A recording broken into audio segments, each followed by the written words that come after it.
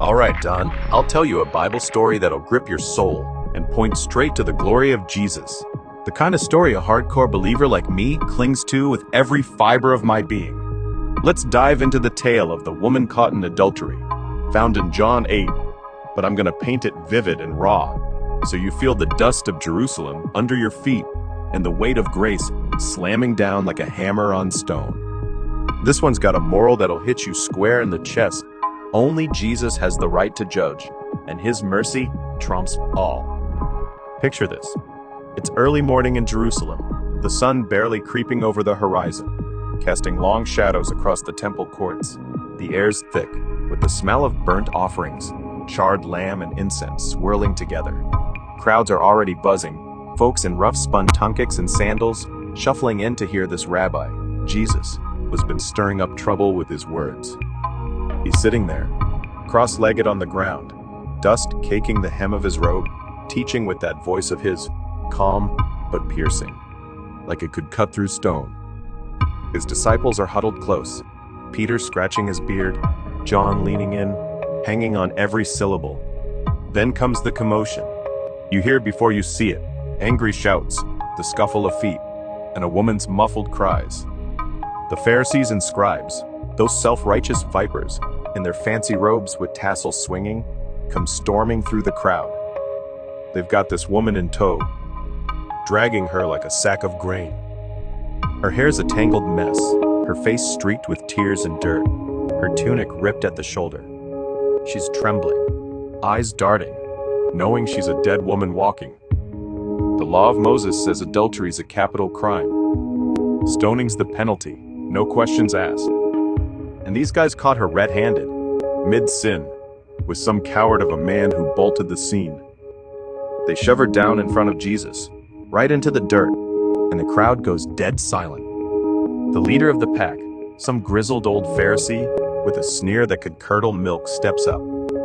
"Teacher," he says, voice dripping with venom, "this woman was caught in the act of adultery. The law says we should stone her. What do you say?" They're smirking, thinking they've got him trapped. If he says let her go, he's spitting on Moses. If he says stone her, he's contradicting all that talk about love and forgiveness. Checkmate, right? Jesus doesn't flinch. He doesn't even look up at first. He just bends down, starts tracing his finger in the dirt, slow, deliberate, like he's writing something holy. The crowd's holding its breath, the woman's sobbing quietly, and those Pharisees are shifting, itching for blood. They press him. "Well, what's your answer?" Finally, he straightens up, fixes them with those eyes that see straight through to your soul, and says, "Let him who is without sin among you be the first to throw a stone at her." Then he bends back down, keeps scribbling in the dust. That line lands like thunder. You can hear the gasps ripple through the crowd. The Pharisees freeze, their smug grins fading fast. The oldest one, gray beard trembling, looks down at his hands, then at the rock he's clutching.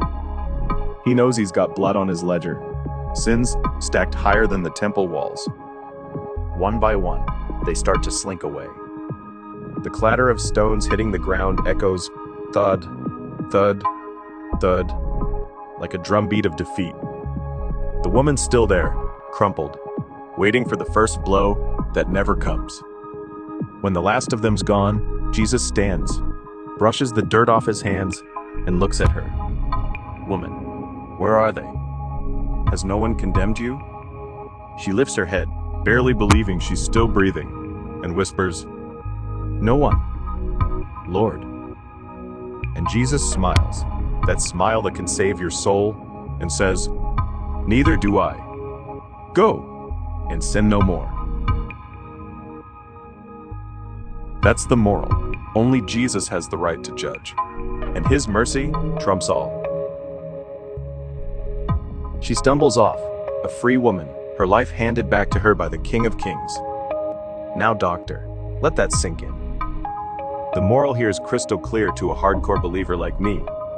Jesus alone holds the gavel. Those Pharisees thought they could play judge, jury, and executioner, but they were drowning in their own filth.